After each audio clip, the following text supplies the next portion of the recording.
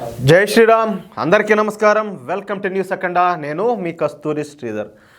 మన భారతదేశం అలాగే మన మిత్రదేశం అయినటువంటి ఇజ్రాయెల్కి సంబంధించిన ఒక మంచి న్యూస్, అంటే వీళ్ళ స్నేహబంధం ఎంత గొప్పదో చెప్పడానికి ఉదాహరణతో ఒక మంచి న్యూస్ అయితే ఒకటి తీసుకొచ్చిన. న్యూస్ మాత్రం చాలా బాగుంటుంది.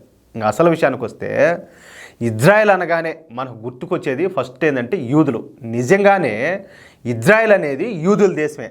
అయితే ఇజ్రాయెల్లో 18% మంది అరబ్బులు కూడా నివసిస్తూ ఉంటారు. అరబ్బులు అంటే ఎవరా తెలుసు కదా మీకు.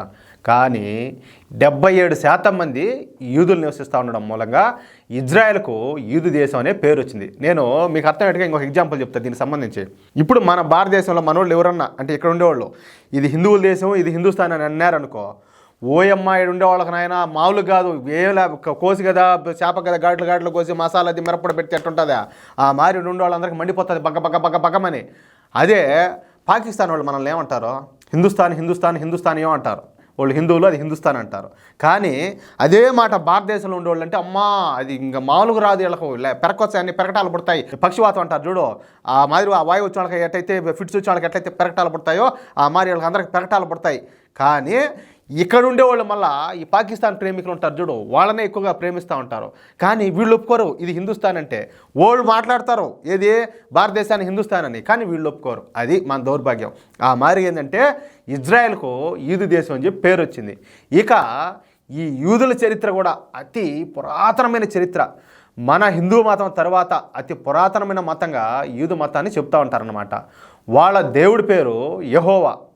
ఇజ్రాయేలీ యూదులకు కూడా 2000 సంవత్సరాల పైగా చరిత్ర ఉన్నది. అయితే యూదుల చరిత్ర అంతా కూడా పోరాటాలమైవే.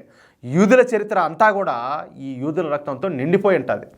2000 సంవత్సరాల క్రితం నుండి ఈనాడు హమాస్ తీవ్రవాదుల దాడుల వరకు అందరూ కూడా యూదులను అంతమొందించాలని చెప్పి చూసినారు. ఇక రెండవ ప్రపంచ యుద్ధంలో అయితే జర్మనీ నియంత్రించినటువంటి హిట్లరు దాదాపుగా 50 లక్షల మంది యూదులను అకారణంగా నిర్దాక్షిణంగా చంపించాడు. ఇక 1వ శతాబ్దం దగ్గర నుండి మొన్నటి వరకు యూదులకు అన్నీ కూడా అవమానాలు ఎదురవుతున్నాయి. దాదాపు ప్రతి దేశంలో కూడా యూదులను 2వ తరగతి పౌరులుగానో లేదా అంటరాని వాళ్ళుగానో చూస్తూ ఉన్నారు. వాళ్ళపై అఘాయిత్యాలకు పాల్పడుతూ ఉన్నారు. యూదుల మీద ఎన్నో దారుణాలకు పాల్పడుతూ ఉన్నారు. ఈ భూప్రపంచంలో హిందువుల తర్వాత యూదులు ఎదుర్కొన్న అవమానాలు అలాగే ఈ అట్రాసిటీలు మరే జాతి కూడా ఎదుర్కోలేదంటే దాంట్లో ఎంత మాత్రం ఆశ్చర్యమే లే. కానీ భారతదేశం మాత్రం యూదులను గౌరవించింది. వాళ్ళను మనుషులుగా గుర్తించి వాళ్ళను భారత ప్రజలు హక్కును చేర్చుకున్నారు.